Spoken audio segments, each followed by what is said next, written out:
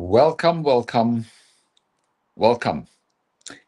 If you have a child with a tracheostomy or your baby or toddler is still in the neonatal or pediatric intensive care unit right now, and you're terrified about what comes next, you are in the right place.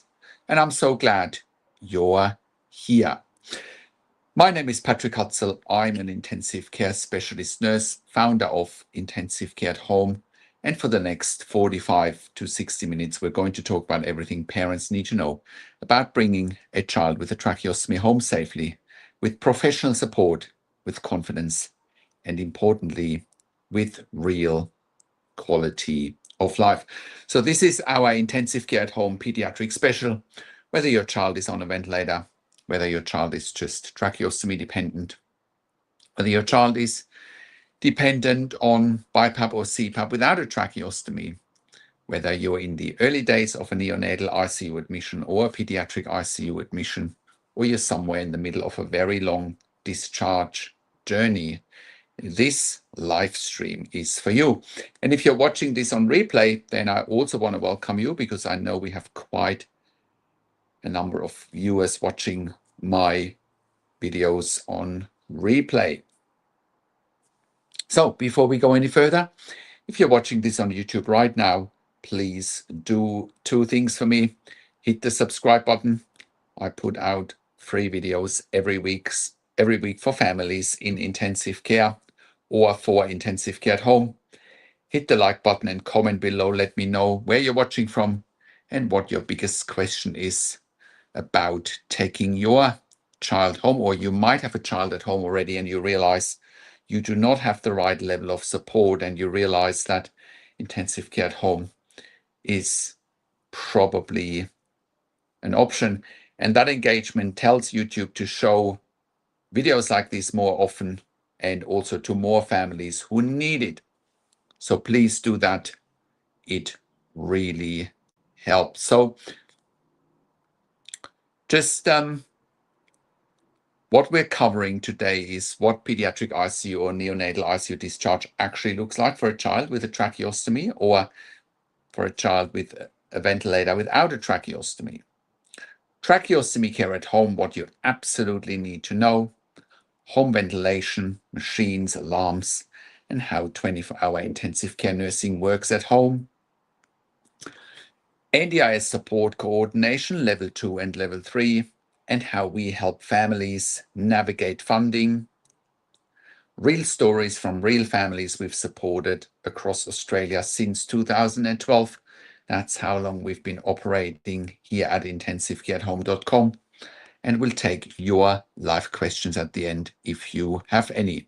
So let's get into it. So let me take a moment and tell you about who we are at Intensive Care at Home and why we do this work, because I know some of you are watching for the very first time and trust matters.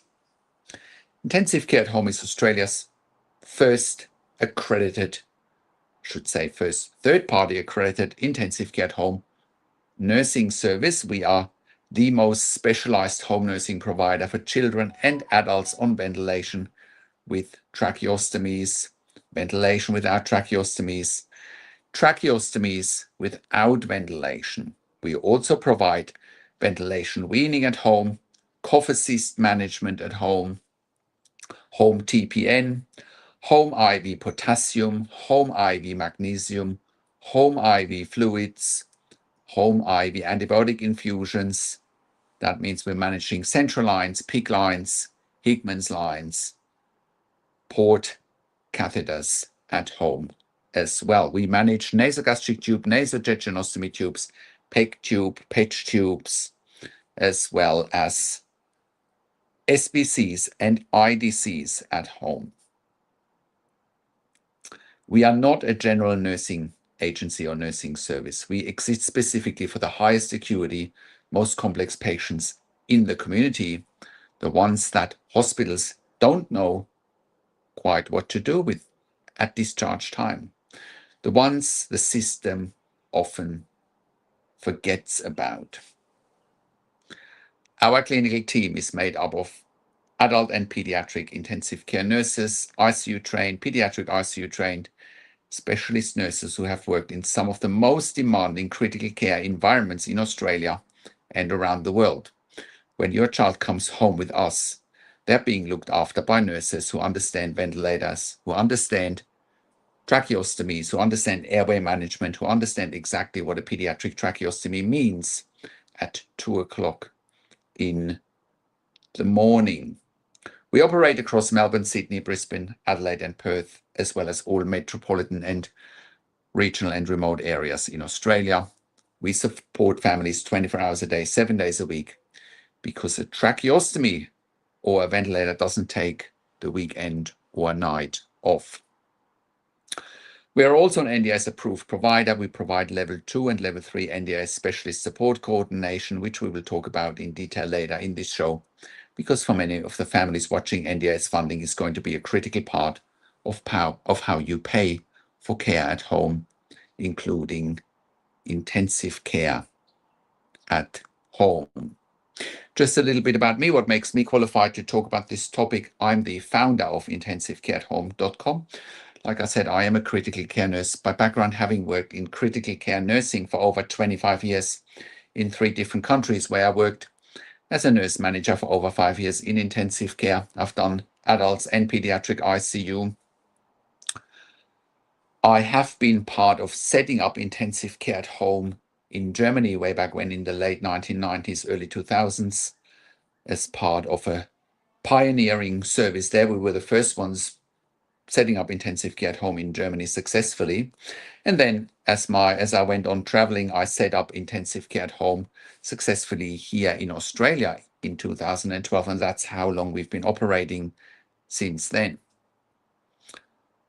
I'm also a consultant and advocate for families in intensive care.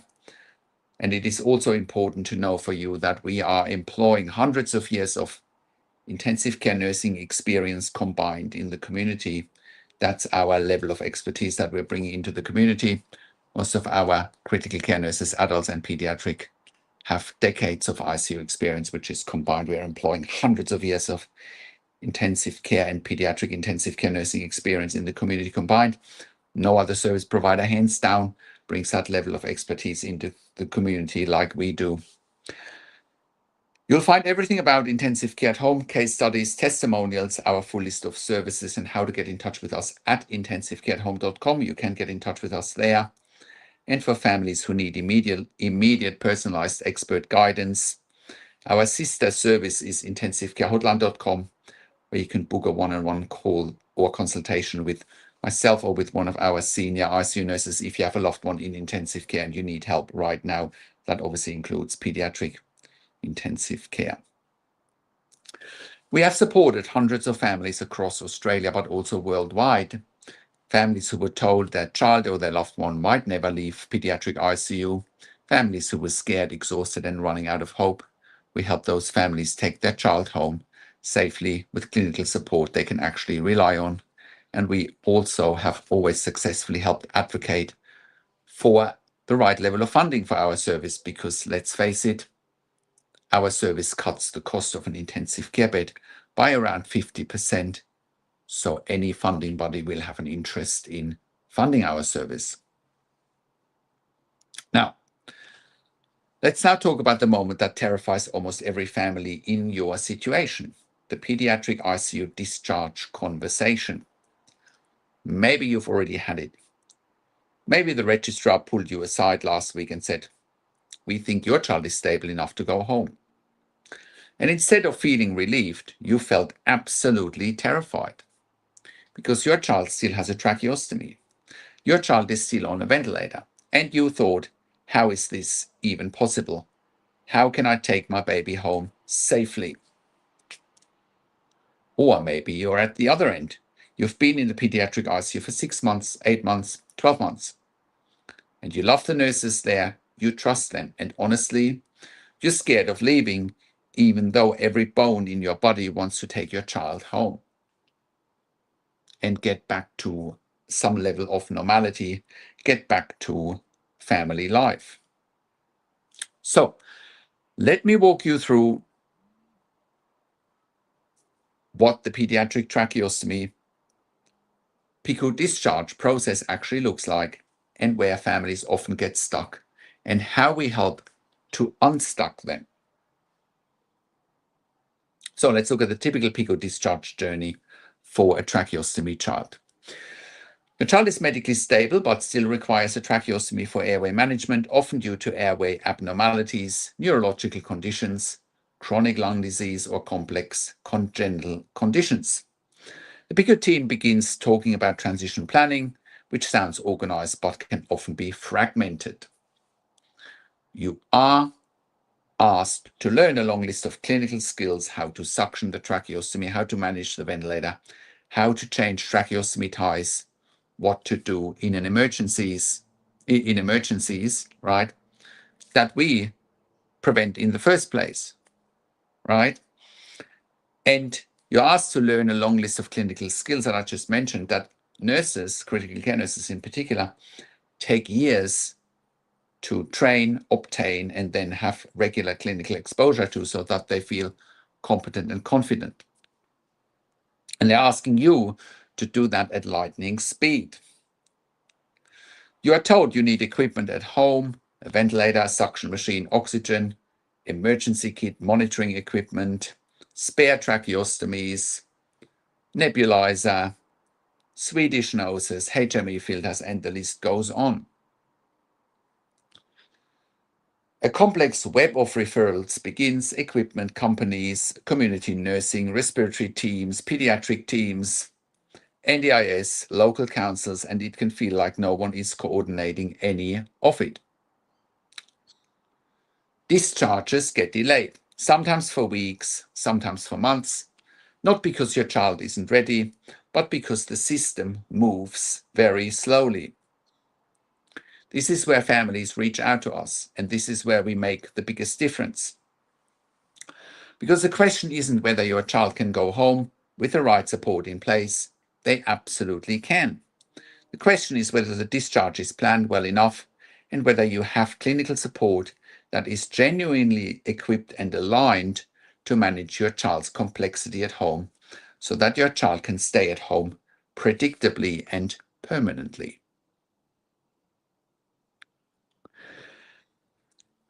And if you are having a child in ICU, we also see common PICU discharge mistakes we have seen. For example, discharging without 24/7 nursing plan in place, underestimating the complexity of home ventilation management or tracheostomy management, over-relying on parents to manage emergencies alone, inadequate NDIS funding plans at the time of discharge. If you are in the middle of a pediatric ICU discharge process right now and something feels rushed or underplanned, please reach out to us before discharge. It is much easier to build a safe plan before you leave the hospital than to fix problems when you're already home. And if you are already home and you're watching this, right, you might realize without intensive care at home, your setup is not working. Your setup is very risky. But I will make a separate video about that if you're at home already with your child, with your ventilated tracheostomy child, how our service will make a difference. Let's now look at Tracheostomy 101, what parents need to know. Let's get a little bit more clinical here, because the more you understand about your child's tracheostomy, the more confident you will feel. And confidence is something I really want to give you today. A tracheostomy is a surgically created opening in the neck called a stoma, through which a tracheostomy tube is inserted directly into the trachea, the windpipe. For children, this is almost always done because there's either an airway problem above the level of the trachea, a need for long-term ventilation support, or both. Common reasons a child might have a tracheostomy include subglottic stenosis, narrowing of the airway below the vocal cords, laryngomalacia or tracheomalacia, airway collapse during breathing, neurological conditions that affect airway control and swallowing, chronic lung disease, especially bronchopulmonary dysplasia in premature babies, congenital heart conditions with secondary respiratory compromise. conditions requiring long-term mechanical ventilation with or without a tracheostomy. Here are the most important things parents need to understand. Number one, suctioning. Suctioning is the most frequent clinical task our nurse would perform at home. It means using a suction catheter to clear secretions, mucus from inside the tracheostomy tube and the trachea. Children with tracheostomies cannot clear their own secretions effectively, so this needs to happen regularly, sometimes every 15 to 30 minutes in an unwell child. At intensive care at home, our nurses manage all routine and emergency suctioning 24 hours a day, but we're also making sure parents understand what's happening and why, so you're never in the dark about your child's care and safety. Let's now also look at tracheostomy tube changes. Tracheostomy tubes need to be changed regularly, typically every 1 to 4 weeks, depending on the tube type and your child's condition. In hospital, this feels very scary, but with the right training and support, it is absolutely manageable. The critical thing is to always have a trained intensive care nurse present for tube changes at home, to always have a smaller and a spare tube, including one size smaller and one the same size, immediately available. Our nurses are trained to manage emergency tube changes at home, but they're more importantly trained to prevent emergency tube changes at home. Prevention is better than cure. We always want to make sure that it never comes to an emergency tracheostomy change, because that is not an ideal scenario. Having said that, depending on your child, children can be very quick of pulling out their own tracheostomy, or while they're playing, it might come out accidentally. It's a big risk, and you need to be on your A game at all times to manage and monitor to prevent that. A pediatric tracheostomy or pediatric stoma can close and collapse very quickly, so you don't have a lot of time to manage such an emergency, which is why I'm saying it's much better to prevent an emergency than to cure an emergency. Number 3, humidification. The tracheostomy bypasses the nose and throat, which normally warms and humidifies the air your child breathes. Without humidification, secretions dry out and block the tube, which is a life-threatening emergency. Your child will need either a heated humidifier with a ventilator and also a heat and moisture exchanger, and HME, also known as a Swedish nose, for times when they're breathing without the ventilator. This is not optional. It is absolutely essential. You might also need a nebulizer kit, and to have your child having a nebulizer, like a saline nebulizer, depending on the condition, normal saline nebulizer, ventral nebulizer, atrovent nebulizer, pulmicor nebulizer, depending on your child's condition. Stoma care, let's talk about that. The skin around the tracheostomy stoma needs daily care, cleaning with sterile water or saline, changing the dressings under the tracheostomy tube flanges, and checking for signs of skin breakdown, granulation tissue, or infection. Our nurses do this as part of every single shift. Let's also talk about emergency management. Every family with a child on a tracheostomy at home needs a clear emergency management plan. The most critical emergency is an accidental decannulation, the tube coming out, or a blocked tube. Both can happen suddenly, both require immediate action. And again, our nursing team is immediately available with 24-hour nursing care. This is why we do not believe in models where a nurse checks in for a few hours and then leaves the family alone overnight. It's number one, it's not best practice. Number two, it's not evidence-based practice. For example, if you go to our website at intensivecareathome.com and you look up the evidence-based mechanical home ventilation guidelines, it clearly says that mechanical home ventilation with or without a tracheostomy, and even tracheostomy care without ventilation, is only safe at home with 24-hour intensive care nurses that have a minimum of 2 years critical care nursing experience in a hospital. Ideally, with a postgraduate, all of those nurses ideally should have a postgraduate critical care nursing qualification. Roughly 75% of our nurses have a postgraduate critical care nursing qualification, because our approach here at Intensive Care at Home is that we provide 24-hour intensive care nursing at home, including overnight care for pediatric patients on ventilation with or without a tracheostomy.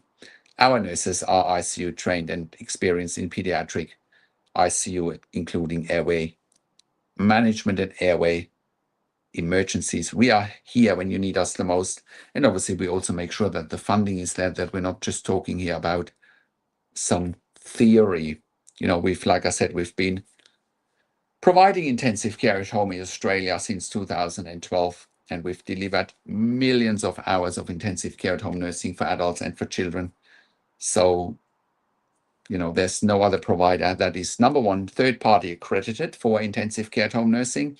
No other provider has as much intellectual property and policies and procedures that make our concept safe. No other provider has employed as many ICU nurses as we have. We're bringing hundreds of years of ICU nursing experience combined into the community.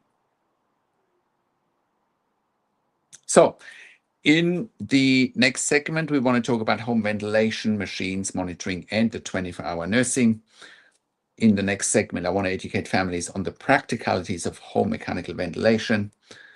And we are looking at the evidence-based mechanical home ventilation guidelines, which are best practice and best safe practice, most of all. And we also look at issues such as what happens if you don't have 24-hour nursing care. Unfortunately, I have some horror stories to share there as well. Now, let's talk about home ventilation, because for many of the families watching, this is the piece that feels the most overwhelming. Having your child on a ventilator at home feels like an impossible thing to imagine. I want to help you see that it's not only possible, I can genuinely give your child and your family quality of life that a long-term pediatric ICU admission simply cannot, and I can give that to you with our service here at Intensive Care at Home.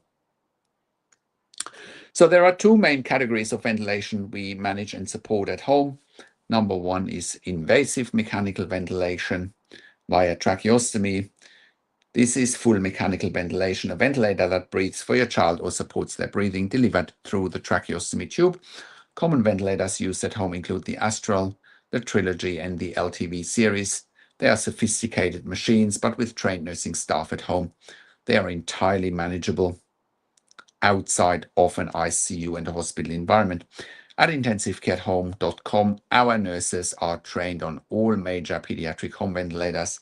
They manage alarm responses, circuit changes, ventilator settings, monitoring, and documentation.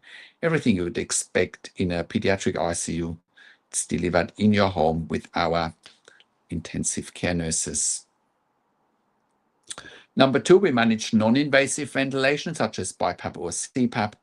Some children also use non-invasive ventilation, such as CPAP or BiPAP, without a tracheostomy delivered via mask for periods of time.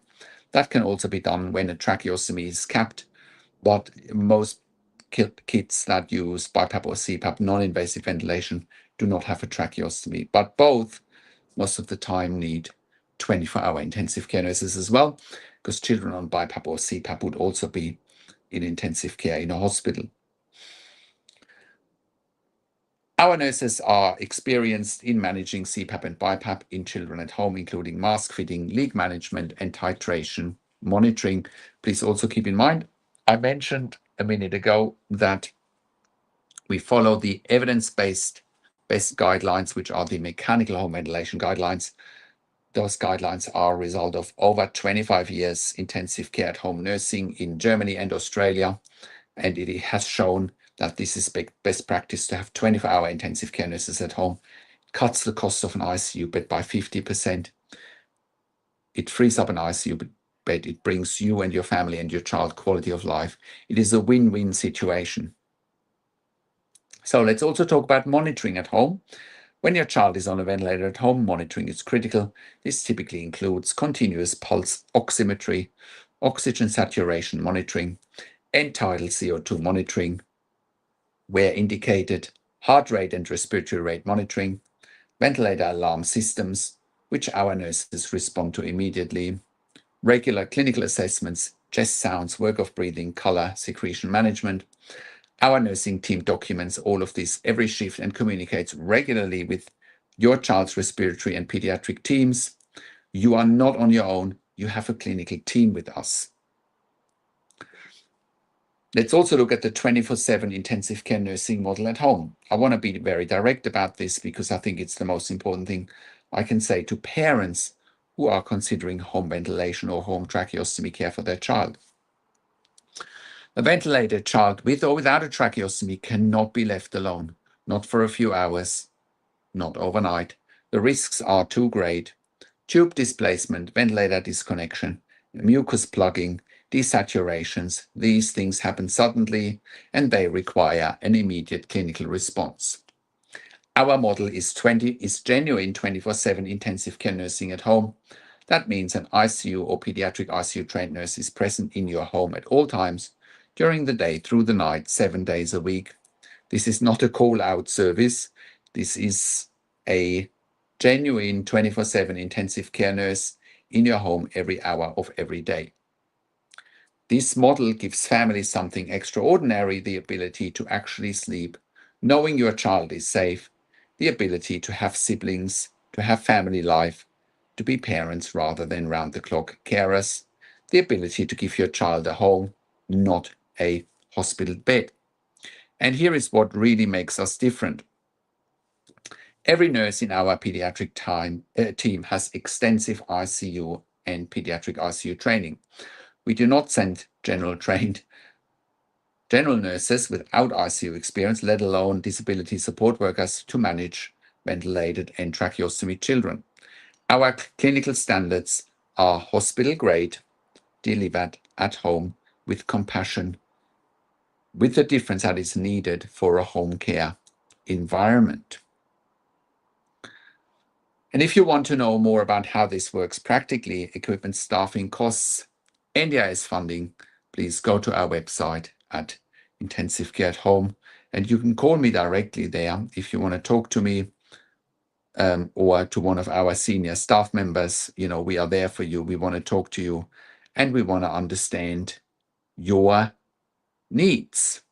We want to understand what your world looks like and how we can help you to the best of our ability. You know, every initial consultation is all free of charge. We want to understand you and help you create a tailor-made care model for you, for your child, and for your family that works for you, with the staff that work for you. And I also need to mention here that without the incorrect level of funding, that unfortunately children have died at home. And I'm not here to scaremonger, but I'm also very realistic about what's happening out there in the community. I've seen the good, the bad, and the ugly.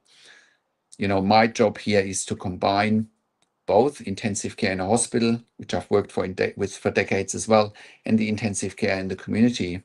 Combine both, make it safe, get the right funding, get the right team structure for you as a client, and make it safe so that you and your child and your family can live the best possible life. Unfortunately, children have died when there wasn't 24-hour nursing care with critical care nurses, and unfortunately I have plenty of evidence for that. So everything that I'm saying here, I can back up with substantial evidence, right? And that's why I do this. You know, we want to get things right for our clients, and we want to make sure that our clients can live long and prosperous lives, and that their families can live, you know, peaceful and prosperous lives. So let's now look at NDIS support coordination, because obviously funding needs to be navigated for your child as well. In this segment, I'm going to explain level 2 and level 3 NDIS support coordination. I'm going to demystify the process and position intensive care at home as the expert provider, because that is what we are. So,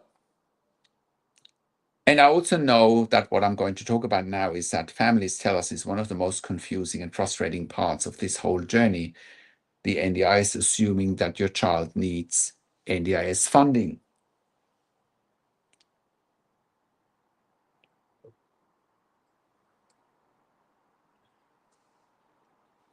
For most of you watching this, that will be the case. You will probably come in under NDIS. Some of you might come in under different funding bodies, including private health insurance. But most of you would probably be coming in under the NDIS. Because if you have a child with a tracheostomy, particularly a child who's ventilator dependent, or who has a significant disability alongside their respiratory needs, there's a very good chance that your child is eligible for NDIS funding.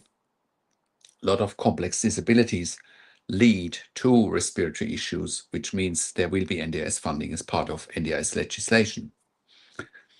And NDIS funding can be the difference between your child staying in a pediatric ICU indefinitely at enormous cost to the healthcare system and enormous emotional cost to your family and to your child, and your child coming home with a funded NDIS nursing support package.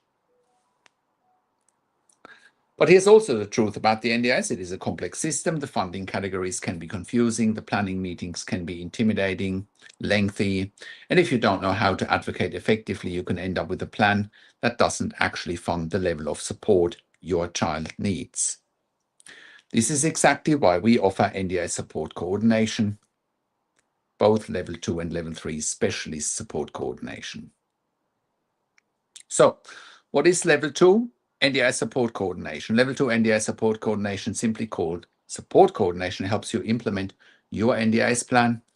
An NDIS support coordinator works with you to identify the right providers, connect services, build community linkages, and make sure your NDIS plan is being used effectively to support your child's needs. If your child has a complex disability and is receiving care at home, this coordination role is absolutely critical. What is NDIS Level 3 Specialist Support Coordination? Level 3 NDIS Specialist Support Coordination is for participants with the most complex situations. This is funded when a participant's support needs are so high or their circumstances are so complex that specialist clinical knowledge is required to coordinate their supports effectively. For a ventilated child with or without a tracheostomy, Level 3 is often the appropriate level, and it is something we can help you apply for because we have level 2 and level 3 NDIS support coordinators on our books and in our network. Our specialist NDIS support coordinators are very experienced and they have clinical backgrounds, and if they don't have clinical backgrounds, they can get it from our team of intensive care nurses. They understand the medical complexity of your child's situation. They can speak the language of hospital discharge teams, respiratory teams, and NDIS planners, and they can advocate for your child's needs in a way that a generic support coordinator simply cannot. Through the NDIS, families can access funding for 24/7 intensive care nurses at home under the NDIS disability support and high-intensity daily personal activity categories. Specialist support coordination level 2 and level 3, assistive technology including some home ventilation equipment, home modifications where necessary, respite and carer support. We help families from the very beginning, before your child's first NDIS plan is even written, all the way through plan reviews and funding appeals. We know what good plans look like for ventilated children, and we know how to help you to get there. Here's what's really important. If your child is currently in the pediatric ICU and has not yet received an NDIS assessment, this process can and should start now before discharge. We strongly recommend engaging with NDIS as early as possible in the discharge planning process. We can help you do this if you feel lost in the process. Please reach out to us again at intensivecareathome.com. If you're not sure whether your child is eligible for the NDIS or you already have a plan and you're not sure if it's adequate, please reach out to us. We offer an initial conversation at no cost, and we can help you understand what's possible.